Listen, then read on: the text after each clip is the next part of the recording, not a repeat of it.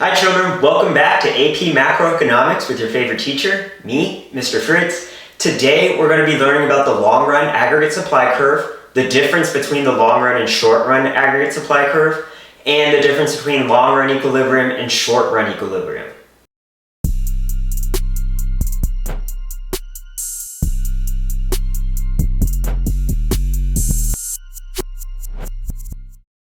So far, I've been teaching about the aggregate supply curve without mentioning that there's a short-run and long-run aggregate supply curve. The main difference between the short-run aggregate supply curve and the long-run aggregate supply curve is that in the short run, some prices are sticky, namely wages.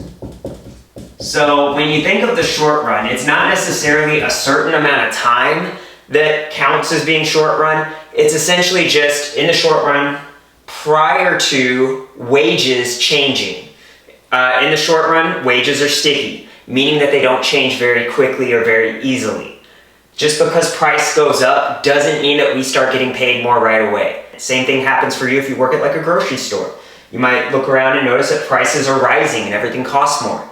You're still going to get paid the same amount though. Your boss isn't going to come around you and say, hey, I noticed that gas went up $1 this week. Let me raise your pay. They're going to wait as long as they possibly can until they have to raise your pay. So the short run is mainly just the time period prior to a change in wages. So before wages have a chance to adjust to rising prices or adjust to inflation. The long run aggregate supply curve instead is straight up and down. It's a vertical line. And that's because in the long run, over years or decades, as price level rises and inflation is occurring, wages increase to keep up with that inflation. So nowadays things cost twice as much as they did in the 80s, or actually more than twice as much as they did in the 80s. However, we also don't get paid the same amount that we used to in the 80s, and wages have actually increased because that inflation has been going up. So the long-run aggregate supply curve, like I said before, is vertical. It goes straight up and down because in the long run it doesn't matter how high prices get, we can always produce at full employment output. So what we label this down at the bottom is YF. Remember, the Y literally stands for real national income, but it's essentially also our real GDP and our real output. Those are all the same things, the amount of stuff we're making. And this is YF. The F stands for full employment. And what that means is, because prices and wages are fully flexible in the long run, we can always operate at full employment output. Because as prices go up, wages adjust to rise and meet that increase in price. So this curve here represents our potential real GDP. This is the amount of goods and services we can produce, or the amount of real GDP that we can have if we are operating at full employment output. Full employment does not mean that there is no unemployment. It means that we're only experiencing the natural rate of unemployment, which would be frictional plus structural. People between jobs and people that have lost their jobs because maybe it moved to another country or the job just doesn't exist anymore, like you got replaced by a machine or something like that. The X, which is our equilibrium in the aggregate supply aggregate demand model, is our short-run equilibrium. So where short-run aggregate supply and aggregate demand match up is going to be our short-run equilibrium, also known as our current output or our current real GDP or actual output. That's how much we're currently producing. When it's matched up with the long-run aggregate supply curve like this, that's called long-run equilibrium. And what that means is that our short-run equilibrium, our current output, is equal to our potential real GDP in the long run. So this means that this economy right now is in full employment output, and their current GDP is equal to their potential GDP. They're making what we would expect them to be able to make. Next, we have what's called a recessionary gap. This is when our short-run equilibrium, or our current output, is less than our potential real GDP. This is the amount of stuff, YF, the amount of stuff that we would be able to make if we were at full employment and only experiencing the natural rate of unemployment. However, we are currently making less than that. Our real GDP, or our actual current GDP, is less than that potential, and that means we're in a recession. Our production is down, so our unemployment rate is going to be high, and our inflation is going to tend to be low during a recession.